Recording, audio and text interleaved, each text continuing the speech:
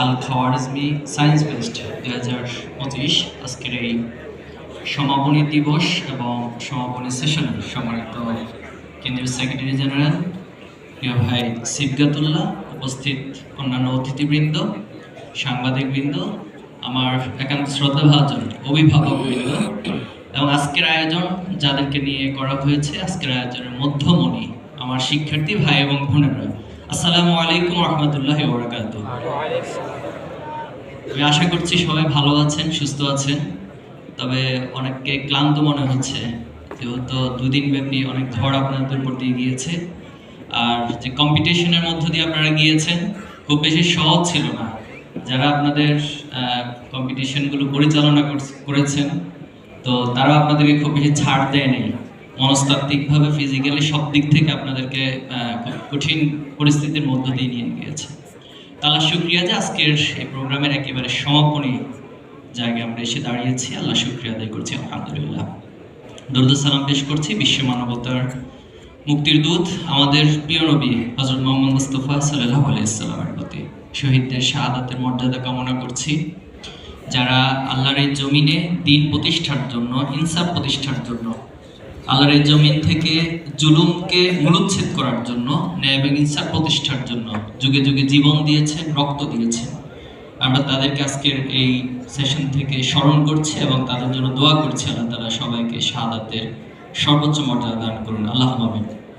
সম্মানিত উপস্থিতি, আপনারা সম্ভবত ইতিমধ্যে জেনেছেন অথবা যারা পার্টিসিপেন্টস আছেন তারা জানেন যে আমাদের এই আয়োজনটি ছিল 2025 সালের ডিসেম্বর মাসে 20 এবং 21 তারিখ। কিন্তু সেই 19 তারিখ যখন শহীদ ওসমান বিন হাদি ভাইয়ের শাহাদাতের সংবাদ আমরা পেয়েছি, তখন আমাদের জন্য ডিসিশনটা নেওয়া খুব কঠিন ছিল। তার আগের দিনে সকল প্রস্তুতি সম্পন্ন হয়ে গিয়েছিল এবং যারা আপনার পার্টিসিপেন্ট ছিলেন তারাও ঢাকাতে অলরেডি চলে এসেছিলেন আপনাদের সকল প্রজেক্টগুলো নিয়ে। তো সেই মুহূর্তে আমরা মূলত হাদি ভাইয়ের সম্মান রক্ষার্থে এবং ওনার যে শাহাদাত সেটাকে কেন্দ্র করেই এটাকে পোস্টপোন করা হয়েছিল। তার ধারাবাহিকতাতে সেটা গতকালকে এবং আজকে অনুষ্ঠিত হচ্ছে। আমি আজকের এই প্রোগ্রাম থেকে আমাদের শহীদ ওসমান বিন হাদিকে স্মরণ করছি এবং রব্বুল আলামিনের কাছে দোয়া করছি, তিনি যে বাতিলের কণ্ঠস্বর ছিলেন, তিনি এই জমির ইনসাফ প্রতিষ্ঠার জন্য অবারিত কাজ করে গিয়েছেন। পলিটিক্যালি, কালচারালি সকল জায়গা থেকে তিনি ভয়েস রেজ করেছেন এবং আধিপত্যবাদের বিরুদ্ধে ওনার যে বলিষ্ঠ কণ্ঠস্বর ছিল, আল্লাহ তাআলা যেন ওনার ইচ্ছাগুলোকে আপনাদের মধ্য দিয়ে, এখানে যারা আছেন হাদি, শহীদ হাদির প্রজন্মের মধ্য দিয়ে সেটা আমাদেরকে বাস্তবায়ন করার তৌফিক দান করেন, আমিন। সেই সাথে আমরা সরকারের উদ্দেশ্যে বলবো যে আজকে প্রায় 1 মাসের অর্থাৎ 40 দিনের বেশি সময় অতিবাহিত হয়েছে, কিন্তু এখন পর্যন্ত ওসমান বিন হাদি ভাইয়ের যারা খুনি ছিল তাদেরকে গ্রেফতার করতে পারেন নাই। আমরা দেখেছিলাম, জানা যায় যিনি আমাদের প্রধান উপদেষ্টা ডক্টর মোহাম্মদ ইউনূস, তিনি খুব আবেগ আপ্লুত বক্তব্য দিয়েছিলেন। আমাদের বাংলাদেশে আবেগ আপ্লুত বক্তব্যগুলো খুব চমৎকার হয়, সবাই খুব ভালোভাবে দিতে পারে, কিন্তু বাস্তবতাকে উপলব্ধি করে সঠিক অ্যাকশনটা কেউ নিতে পারে না। তিনি হাদিকে ধারণ করার কথা বলেছিলেন এবং প্রত্যেকে হাদিয়েও উঠবেন বলেছেন, কিন্তু তিনি একবারও যারা প্রকাশ্যে দিবালোকে আমাদের শহীদ হাদি ভাইকে খুন করেছেন তাদের খুনিদেরকে কোন প্রক্রিয়ায় গ্রেফতার করবেন এই কথাটা তিনি বলেন নাই। নিঃসন্দেহে সেখানে এজেন্সি লোকেরা ছিল, আমাদের অনেক গোয়েন্দা সংস্থা রয়েছে, এদের কাজটা কি? এই গোয়েন্দা সংস্থাগুলো কি কাজ করে? এই গোয়েন্দা সংস্থাগুলোর কাজে হচ্ছে শুধু পলিটিক্যালি কিভাবে কোন বিষয়গুলোকে ওনারা ম্যানিপুলেট করবেন, এটাই ওনাদের সারাদিন চিন্তা থাকে, ধান্দা থাকে, এবং পলিটিক্যাল পার্টির পিছনে সময় কাটিয়ে ওনারা মূলত রাষ্ট্র অর্থগুলোকে নষ্ট করেন। অথচ ওনাদেরকে যে জন্য গঠন করা হয়েছে সেই কাজগুলো, এই খুনিদেরকে গ্রেফতার করার কাজগুলো ওনারা করতে পারেন না। এই জন্য আমরা আজকের প্রোগ্রাম থেকে সরকারের উদ্দেশ্যে বলবো, আমাদের শহীদ ওসমান বিন হাদি ভাইয়ের যারা খুনি তাদের বিচার অবশ্যই বাংলাদেশের জমিনে করতে হবে। আমি যত জায়গায় যাচ্ছি, আমার ছুটি হওয়ার পরেও যেখানে যাচ্ছি সেখানে কেউ না কেউ এসে হঠাৎ করে দৌড়ে এসে বলতেছে, ভাই আপনারা কি হাদি ভাইয়ের হত্যাকারীদের বিচার করবেন না? তখন আমাদের কিছু বলার থাকে না। তবে আমরা এটা বলবো, আমাদের সেক্রেটারি জেনারেল বলেছেন, আল্লাহ যদি সামনে যারা ন্যায়নিষ্ঠ, যারা প্রকৃতপক্ষে সৎ, দক্ষ এবং দেশপ্রেমিক এই মানুষগুলোর হাতে যদি রাষ্ট্র পরিচালনার দায়িত্ব আসে, আমরা কথা দিচ্ছি আমরা আমাদের সর্বশক্তি দিয়ে পৃথিবীর যে প্রান্তেই থাকুক আমাদের এই খুনিদেরকে ধরে এনে বিচার করা হবে ইনশাআল্লাহ। সম্মানিত উপস্থিতি, আজকে প্রোগ্রামে চমৎকার একটি স্লোগান ঠিক করা হয়েছে, inspired by history, innovating the future. নিঃসন্দেহে এর মধ্য দিয়ে আমাদের মেসেজ ক্লিয়ার, এই প্রোগ্রামটা কেন আয়োজন করা হচ্ছে, আমরা আপনাদেরকে কি মেসেজ দিতে চাই। এটা নিছক একটা উৎসব নয়, এখানে আসবেন আপনি 360 ডিগ্রি যে ক্যামেরা রয়েছে সেখানে আপনি সেলফি তুলবেন, এরপর হচ্ছে আনন্দ প্রকাশ করবেন, ফেসবুকে পোস্ট দিবেন, এর মধ্য দিয়ে আমাদের আয়োজন শেষ না। বরং আমরা মনে করি আপনি আপনার হিস্ট্রি দ্বারা ইন্সপায়ার্ড হবেন, হিস্ট্রি থেকে শিখবেন, হিস্ট্রি থেকে আপনি কপি পেস্ট করবেন না, বরং ইন্সপায়ার্ড হয়ে আপনি নতুন নতুন ইনোভেশন করবেন, উদ্ভাবন করবেন। আপনি আপনার শিকড়কে উপলব্ধি করবেন, আপনার শিকড়টা কোথায়, কোথায় থেকে আপনার যাত্রাটা শুরু হয়েছিল, আপনার গ্লোরিয়াস হিস্ট্রিগুলোকে আপনি উপলব্ধি করবেন এবং সে আলোকে আপনি ভবিষ্যতে একটা পথ নির্দেশনা করবেন। এই সমাজের বাস্তব সমস্যাগুলো কি সেটাকে আইডেন্টিফাই করে আপনাদের হাত ধরে সেটা সমাধান আসবে, আমরা সেটা প্রত্যাশা করি আপনাদের কাছে। আপনাদেরকে একটি বিষয় জানেন যে 8ম থেকে 1300 শতাব্দী যে সময়টা ছিল এটাকে গোল্ডেন এজ বলা হয়। মুসলিম সভ্যতার তখন বিকাশ সাধন হয়েছিল। এটা স্পেনের কর্ডোবা থেকে শুরু করে মধ্য এশিয়া থেকে শুরু করে চীন পর্যন্ত এখানে জ্ঞান বিজ্ঞানের উৎকর্ষতা ছিল, সেখানে নতুন নতুন ইনোভেশন ছিল এবং বিজ্ঞানীরা সেখানে নতুন নতুন আবিষ্কার নিয়ে তারা তাদের আবিষ্কারগুলো সবার কাছে উপস্থাপন করেছিল। কিন্তু দুর্ভাগ্য হলো বর্বর মঙ্গোলিয়ানরা এই সভ্যতার সকল কিছুকে ধ্বংস করে দিয়েছিল এবং ধ্বংস করে দিয়ে আজকে যাদেরকে আমরা পশ্চিমা সভ্যতা বলছি, এই পশ্চিমা সভ্যতার কথা সামনে আসলে আমাদের সামনে উঠে আসে বিশাল কিছু অট্টালিকা, এরপরে সেখানে কোনো মানবিকতা নাই, সেখানে অশ্লীলতা বেহায়াপনার যত সর্বোচ্চ ব্যবহার বা সর্বোচ্চ প্র্যাকটিস সেটা করা হয়। অথচ মুসলিমরা যখন এই সভ্যতার ধারক বাহক ছিল তখন সেখানে জ্ঞান বিজ্ঞানের উৎকর্ষতা ছিল। দুর্ভাগ্যজনক হলো সত্য, এই গোল্ডেন এজকে তারা তাদের ন্যারেটিভ দিয়ে বলেছে এটা নাকি ডার্ক এজ ছিল, অথচ তাদের সেই সময়কার ছিল সবচেয়ে ডার্ক এজ। তারা তাদের ডার্ক এজটাকে এই মুসলিম সভ্যতার উপরে ন্যারেটিভকে কনভার্ট করে দিয়ে এই গোল্ডেন এজকে ডার্ক এজ বলা হয়। আজকে আমাদের এই প্রোগ্রামের এই স্লোগানের একটা বড় উদ্দেশ্য হচ্ছে এই গোল্ডেন এজকে আপনারা উপলব্ধি করবেন। সিদ্ধাতুল্লাহ ভাই আলোচনাগুলো বলছিলেন চমৎকারভাবে যে আল খাওয়ারিজমি, আজকে যার নামে আমরা এই আয়োজন করেছি, তিনি বহুবিদ্যার অধিকারী ছিলেন। একদিকে জ্যোতির্বিজ্ঞানী ছিলেন, তিনি গণিত বিশারদ ছিলেন, তিনি ভূগোলের বিশারদ ছিলেন। এরপরে গত বছর ইবনে হাইসাম, যার তত্ত্ব থেকে পরবর্তীতে ক্যামেরা আবিষ্কার করা হয়েছিল। ইবনে সিনার ক্যানন অফ মেডিসিন, তিনি যে গ্রন্থ রচনা করেছিলেন, আজকে দিন পর্যন্ত চিকিৎসা বিজ্ঞান ওনার সেই গ্রন্থ অবলম্বন করে চিকিৎসা বিজ্ঞানের পথ নির্দেশনা একটা যাত্রা অথবা সামনের দিকে এগিয়ে যাচ্ছে। এই যে বিজ্ঞানীরা তখন যে তত্ত্বগুলো দিয়েছিলেন সেই তত্ত্বের উপর ভিত্তি করে আজকে দিন পর্যন্ত পৃথিবীতে জ্ঞান বিজ্ঞান তার উৎকর্ষতার দিকে এগিয়ে যাচ্ছে। এমন হাজারো বিজ্ঞানীর যে সমারোহ ছিল সেটা ছিল মূলত গোল্ডেন এজ। আমাদের একটা বড় উদ্দেশ্য হচ্ছে আপনারা আপনাদের শিকড়গুলোকে জানবেন এবং প্রত্যেক বিজ্ঞানী সম্পর্কে আপনারা স্টাডি করবেন, তাদের তত্ত্বগুলো কি ছিল, তাদের দর্শনগুলো কি ছিল। তারা কি নিছক শুধুমাত্র পৃথিবীকে একটা তত্ত্ব দিয়ে শেষ করেছে? না, বরং তারা যেমন পৃথিবীকে বিজ্ঞান জ্ঞান বিজ্ঞান উৎকর্ষতা দিয়েছেন, আবার ব্যক্তি জীবনেও ওনারা সবচেয়ে ভালো মানুষ ছিলেন এবং সমাজ জীবনে তিনি ওনারা সামাজিক যে দায়বদ্ধতা সেখান থেকে ওনারা সর্বোচ্চ নিজেদের দায়িত্ব পালন করেছেন। আমরা আপনাদেরকে এই উদ্দেশ্য এই আয়োজনের মধ্য দিয়ে ছাত্র শিবির শুধুমাত্র সায়েন্স ফেস্ট না, আপনারা যদি আমাদের বিগত কাজগুলো 1977 সাল থেকে আজকে দিন পর্যন্ত আমাদের কাজগুলো পর্যালোচনা করেন, দেখবেন নানান আয়োজনের মধ্য দিয়ে আমরা শিক্ষার্থীদেরকে জাগিয়ে তুলতে চাই। আমাদের সায়েন্স ফেস্ট হয়, রোবোটিক ফেস্ট হয়, বিজনেস কার্নিভাল আয়োজন করা হয়, এরপরে হচ্ছে আমাদের ডিবেট কম্পিটিশন হয়, এমন নানান আয়োজন বলে শেষ করা যাবে না। এই সব আয়োজনের একটা উদ্দেশ্য, আমরা এই সমাজের প্রতিভাগুলোকে খুঁজে বের করতে চাই, এই সমাজের ক্রিম পার্সনগুলোকে আমরা উপরে উঠে নিয়ে আসতে চাই এবং তাদের ভিতরে যে সুপ্ত প্রতিভা রয়েছে এটা বিকাশের মধ্য দিয়ে তারা যেভাবে উপকৃত হবে, এই সমাজ, এই রাষ্ট্র, এই পৃথিবীর আলটিমেট যে শিকড়, সেই শিকড়ের মধ্য দিয়ে পুরো পৃথিবীকে আবার একটা বিকাশের দিকে নিয়ে যাবে। আমরা মূলত এই বিষয়গুলো আপনাদের কাছে চাই।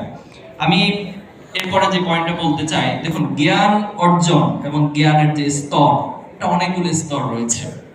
স্বাভাবিকভাবে পড়ার মধ্য দিয়ে আমরা জ্ঞান অর্জন করি, যেটা কোরআনে বলছে ইকরা বিসমি রাব্বিকাল্লাযী খলাক, পড়ো তোমার প্রভুর নামে যিনি তোমাকে সৃষ্টি করেছেন। আবার আমরা দেখে দেখেও কিন্তু শিখি, আবার আমরা আপনার কাছে শুনেও কিন্তু শিখি, আবার চিন্তা করেও শিখি। এই সবগুলো বিষয়কে আপনি ন্যাচারাল সায়েন্সের সাথে যদি তুলনা করেন তাহলে দেখবেন আমাদের চারপাশে কিন্তু জ্ঞানগুলো ছড়িয়ে আছে। এই ন্যাচারাল সায়েন্স থেকে যিনি যত বেশি চিন্তা করেন, যিনি যত গভীরতা দিয়ে একটি বস্তুর দিকে, কোনো একটা ঘটনার দিকে, কোনো একটা সৃষ্টি জীবের দিকে তাকান, তার চিন্তার গভীরতা দিয়ে সেখান থেকে নতুন একটা ইনোভেশন, নতুন একটা আবিষ্কার উঠে আসে। জাস্ট একটা সিম্পল উদাহরণ যদি দেখেন, যে নিউটন যখন আপেল গাছের নিচে বসেছিল, তো তখন হঠাৎ একটা আপেল পড়লো। আপেল পড়ার পর তিনি চিন্তা করলেন, আপেলটা নিচের দিকে কেন গেল, এটা উপর দিয়ে কেন গেল না। এখন কোশ্চেন হচ্ছে, এই যে তত্ত্ব থেকে নিউটন গ্র্যাভিটি সূত্র আবিষ্কার করলেন, তো এর আগে তো অসংখ্য ব্যক্তির সামনে এমন আপেল পড়েছিল, কিন্তু কারো মাথায় তো এটা আসে নাই যে আপেলটা নিচে উপরে না গিয়ে নিচে কেন পড়লো। নিঃসন্দেহে নিউটনের মাথায় সেটা এসেছে, তিনি সেটা দেখেছেন, তিনি চিন্তা করেছেন, এরপর সেখান থেকে তিনি গ্র্যাভিটি আবিষ্কার করেছেন। অক্সিজেন যখন আবিষ্কার হয়েছিল, নিঃসন্দেহে তার আগে পৃথিবীতে অক্সিজেন ছিল না, বিষয়টা তো তা না, অক্সিজেন ছিল। আমাদের এই নেচারের মধ্যেই প্রত্যেকটা বিজ্ঞান বা আমরা যেটা আবিষ্কার বলছি সেটা লুকায়িত থাকছে। তাহলে আপনি আমি সেদিকে যত বেশি গভীর দৃষ্টিতে তাকাতে পারবো, আমি সেখান থেকে নতুন তত্ত্ব আবিষ্কার। আজকে যারা আপনার এখানে প্রজেক্ট নিয়ে এসেছেন, এই প্রজেক্টটা হঠাৎ করে আপনার মাথায় আসে নাই, আপনার কোনো একটা সূত্র ধরে সেই প্রজেক্ট আপনার মাথায় এসেছে, এরপর সেটাকে আস্তে আস্তে আপনি ডেভেলপ করেছেন, ডেভেলপ করে একটা ফ্রেম দিয়েছেন, এরপর এখানে আপনি আজকে এটাকে একটা পরিপূর্ণতার মধ্য দিয়ে, ফ্রেমিং এর মধ্য দিয়ে প্রজেকশন আলোকে দেখাচ্ছেন। এজন্য কোরআন যেটা বলছে যে আফালা ইয়াতাফাক্কারুন, শুধু ইকরা না, আফালা ইয়াতাফাক্কারুন, তুমি কি চিন্তা করবা না?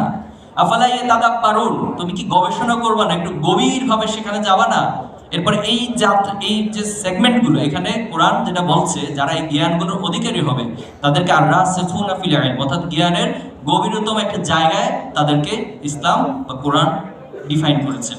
এরপর উলিল আলবাব হিসেবে যারা এই জ্ঞানের গভীরতা যেতে পারে তাদেরকে ডিফাইন করা হচ্ছে। জ্ঞান এবং হিকমার প্রজ্ঞা, চিন্তা এবং চিন্তাশীলতা, গবেষণা, এর মধ্য দিয়ে মূলত নতুন নতুন আবিষ্কার হবে। আমরা বিশ্বাস করি যে আপনাদের এই সব কিছু, যত কিছুই বিজ্ঞানের আবিষ্কার, এটা মানুষের কল্যাণের জন্য হবে, মানুষের অকল্যাণের জন্য হবে না। আজকে দেখেন পশ্চিমা সভ্যতা, তারা অ্যাটমিক বোম আবিষ্কার করেছে। অ্যাটমিক বোম আবিষ্কার করে তারা কি করলো, তারা হিরোশিমা এবং নাগাসাকিতে সেটা ছুড়ে মারলো। ছুড়ে মারার পরে কি হলো, এটা কি মানুষের কল্যাণ হলো না অকল্যাণ হলো? আজকে তারা পৃথিবীতে অনেক প্রযুক্তি আবিষ্কার করছে, মরণাস্ত্র আবিষ্কার করছে, মরণাস্ত্র আবিষ্কার করে তারা কি করছে, মানুষের মানুষকে ধ্বংস করে দিচ্ছে। আপনাদের এখানে সাইবার সিকিউরিটি একটা কম্পিটিশন ছিল, এখন সাইবার সিকিউরিটির মধ্য দিয়ে আপনি হ্যাকিং করে পৃথিবীকে ধ্বংস করে দিচ্ছেন, নষ্ট করে দিচ্ছেন, আরেকজনের তথ্যগুলোকে আপনি পাচার করছেন। তো এই যে নানান বিষয়গুলো, আমরা মনে করি বিজ্ঞান কখনো মানুষের অকল্যাণের জন্য হবে না, বরং প্রত্যেকটা জ্ঞান, বিজ্ঞান, আবিষ্কার অবশ্যই মানুষের কল্যাণের জন্য হবে। এই জন্য উপকারী জ্ঞান, অপকারী জ্ঞান, এটা আবার বিশাল চ্যাপ্টার রয়েছে। তো আমরা উপকারী জ্ঞানগুলো অর্জন করব, কোনো অপকারী জ্ঞানের মধ্য দিয়ে মানুষের অকল্যাণ আমরা করব না। আমি একটা প্রশ্ন আপনাদের কাছে রাখতে চাই, আমরা কি আমাদের এই প্রিয় বাংলাদেশকে ভালোবাসি? ভালোবাসেন? মন থেকে ভালোবাসেন? নাকি শুধু মুখে মুখে দেশপ্রেমের কথা বলেন আর দেশের কোনো কিছু হইলে আস্তে করে পালাই চলে যান? কোনটা করেন? আমি আসলে আপনারা করেন না, আমাদের রাজনীতিবিদরা এই কাজগুলো করে। এরপরে হচ্ছে আপনি এখানে দেশপ্রেমের কথা বলেন, সততার কথা বলেন, চেতনার কথা বলেন, আর টাকা পয়সা সবকিছু মেরে দিয়ে হচ্ছে বিদেশে বেগম পাড়া বাড়িঘর নির্মাণ করেন। তা আমি আশা করি এই কাজগুলো আপনারা করেন না, একটা শ্রেণী করেন। এই শ্রেণীকে আমরা আর এই কাজগুলো করতে দিব না। আমরা এই দেশকে ভালোবেসে, দেখুন এই দেশ থেকে ব্রেন ডেড হয়ে যায়, অর্থাৎ আমাদের মেধাগুলো অন্যদিকে চলে যায়। কেন যায়? কারণ এখানে পরিবেশ নাই। তো আপনাকে ভালো পড়ার কোনো পরিবেশ দিতে পারে না, বিশাল বিশাল বিশ্ববিদ্যালয় হয়ে থাকে। বিশ্ববিদ্যালয়ে যাওয়ার পর অনেক বিশ্ববিদ্যালয় শিক্ষার্থী বলছে যে ভাই আমার আগে যা ক্রিয়েটিভিটি ছিল, আমি বিশ্ববিদ্যালয়ে ভর্তি হওয়ার পর সেটা নষ্ট হয়ে গেছে। কারণ কি? কারণ সেই সুযোগ সুবিধা আপনাকে দিতে পারে না। আপনারা ভয় পাইয়েন না যে ভাই তাহলে বিশ্ববিদ্যালয়ে ভর্তি হবো না, এই জন্য বলছি না, বাস্তবতার কথা বলছি। যেভাবে করে আপনাকে এখানে ইনভেস্ট করার কথা ছিল, গবেষণার জন্য সুযোগ দেওয়ার কথা ছিল, সেই সুযোগগুলো আপনাকে, আমাকে, আমাদেরকে দেওয়া হয় না। তো যেন আমরা বিশ্বাস করি আগামী দিনে যারা এই রাষ্ট্র পরিচালনা করবে, যারা রাজনীতিবিদ হবে, তারা অবশ্যই বাংলাদেশকে এবং যারা প্রতিভাবান আছে তাদেরকে খুঁজে খুঁজে সর্বোচ্চ সহযোগিতা করে। সিপিআই ভাই বলছে যে একজন ব্যক্তি আসছে, সে কম্পিটিশন ফার্স্ট হয়েছে, তার টাকা মানে মেরে দিছে। এভাবে হয়, মানে মেরে দেওয়ার কাহিনীগুলোই ঘটে। আমরা গত বছর যে সায়েন্স ফেস্ট করেছিলাম ইবনাল হাইসাম, তো ওখানে যারা টপ পজিশনে ছিল তাদেরকে নিয়ে আমরা গত বছরই আবার একটা ফিউচার সায়েন্টিস্ট মিট আপ একটা প্রোগ্রাম করেছিলাম। সম্ভবত এখানে আছেন আপনারা অনেকে, তারা গাইডিয়ানরা সহ এসেছেন। তো সেখানে এসে ওনারা অনেকগুলো প্রত্যাশার কথা লিখে দিয়ে গিয়েছিলেন। আমি একটা পার্সোনালি সেই প্রত্যাশাগুলো পড়েছিলাম এবং সবার এত চমৎকার চমৎকার আইডিয়া, চমৎকার চমৎকার তারা তত্ত্ব অথবা তাদের প্রজেকশনগুলো অসাধারণ। কিন্তু সবারই লাস্টের একটা নোট দেয় যে ভাই আমাদের তো টাকা পয়সার কোনো ব্যবস্থা নেই, এটা কেমনে কি করবো। তো তখন আমরা তাদেরকে বলেছি এবং অনেকে আমরা আমাদের সামর্থ্যে খুবই সামান্য সহযোগিতা করেছি। অথচ আজকে যদি রাষ্ট্র সেই সুযোগগুলো দিতে পারতো আমাদেরকে, রাষ্ট্র যদি সেই ব্যবস্থাগুলো করতে পারতো, তাহলে আমাদের এই প্রতিভাগুলো, মেধাগুলো শুধু দেশ নয় বিশ্বমণ্ডলে অনেক অবদান রাখতে পারতো। এই জন্য আমি শেষ করছি এই কথা বলে, আমাদের যে ইন্সপায়ার্ড বাই হিস্ট্রি, এই হিস্ট্রি দ্বারা ইন্সপায়ার্ড হয়ে আমি মনে করি আগামী দিনে আপনাদের মধ্য থেকে আল খাওয়ারিজম তৈরি হবে, পারো না ইনশাআল্লাহ। আমরা চাই যে এই যে অন্তত এখানে যারা আছে এর মধ্য থেকে কেউ একজন আল খাওয়ারিজম হয়ে উঠে আসবে, কেউ একজন ইবনে হাইসাম হয়ে উঠে আসবেন, কেউ ইবনে সিনা হয়ে উঠে আসবেন, ইবনে খালদুন হয়ে কেউ একজন এখান থেকে উঠে আসবেন। এটাই হচ্ছে আমাদের ভবিষ্যতের আপনাদের কাছে প্রত্যাশা। পারা যাবে ইনশাআল্লাহ। আমরা ছাত্র শিবিরের এই পথযাত্রায় অনেকে আমাদেরকে থামিয়ে দিতে চায়, অনেক কিছু করে, আমরা আসলে এগুলোকে কোনো কেয়ারই করি না।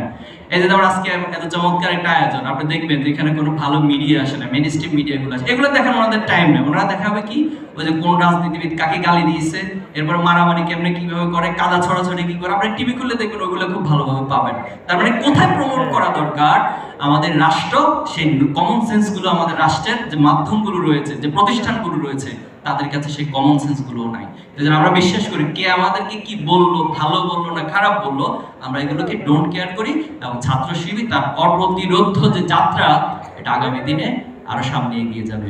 শুধু প্রয়োজন আপনারা আমাদের পাশে থাকবেন তো ইনশাআল্লাহ। ইনশাআল্লাহ আমরা দেখিয়ে দিব, আমরা দেখিয়ে দিয়েছি অলরেডি যে এই প্রজন্ম, তাদের কিছু প্রয়োজন হয় না।